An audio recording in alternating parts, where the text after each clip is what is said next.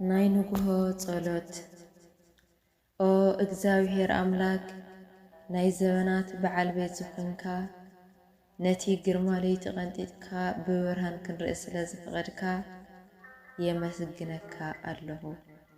ኣብ መደቀስየ ዝሓለኻኒ ካብ ሞት እውን ሰወርካኒ ኣእዳወይ ናባኻ ይልዕል ኣለኹ። ሕያዋይ ጓሳ ፍጽም ዘይታኸስ ሓላዊ ኢኻ እሞ ከምቲ ለይተይ ጸጊዒ ኮንካ ዝሓለኻኒ ዝተባረኸን ዝተቐደሰን ክውዕል የማናይ ኢድካ ናባይ ዘርግዕ ንኹሉ ግዕዘይ ቅድመ ኪንካ ምርሐኒ። ካብ ደካማ ፍጥረተይ ዝተለዓለ ብድሕረይ እንታይ ከም ዘሎ ኣይፈልጥን እሞ ሓልወኒ። ጸላእተይ ኣብ ዙርያይ ኩሉ ጻዊዶምለይ ካብ ዘለዉ መዕንቀፍን መሰናኸልን እልየለይ። ብምሕረትካ መንፈሰይ ሓድስ ካብ በዝሒ ፈተና ዝተለዓለ እኳ ተወደቁ ኣተንስአን እምበር ኣይትሕደገኒ።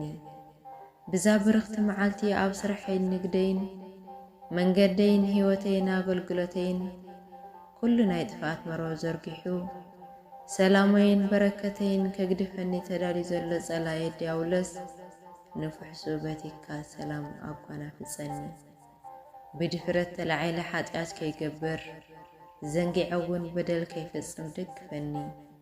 ደሞ ካብ ዝፈሰሉ ፍርዲ ካብ ዝቕየነሉ ድኻ ካብ ዝብደለሉ ምትላልን ምጭቕጫቕን ካብ ዝኽበረሉ ጣዖትን ሰይጣንን ካብ ዝምለኸሉ ስፍራ ኮነ ስራሕ ብፍጽም ሓልወኒ።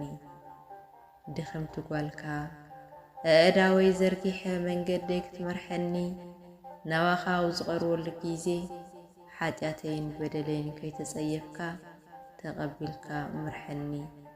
መዓልቲ ኩሉ ፈጺመ ንፍጻም ምእንቲ ክኽእል ብቓላትካ ምርሐኒ። መንፈስ ቅዱስ ደማ ንህይወተይ ተቆጻጸር። ከምቲ ትማሊ ዝሓለኻንን ዝመገብካንን ካብ ክፉእ እውን ዝሰወርካንን ዝፈወስካንን ሎሚ እውን ከም ፍቓድካ ሓልወኒ።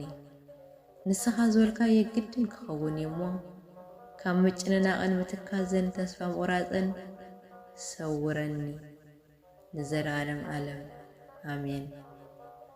ወስብሐት ለእግዚአብሔር ልዑል ወለወላዲቱ ቅድስት ድንግል ማርያም ወለመስቀሉ ክቡር ኃያል አሜን።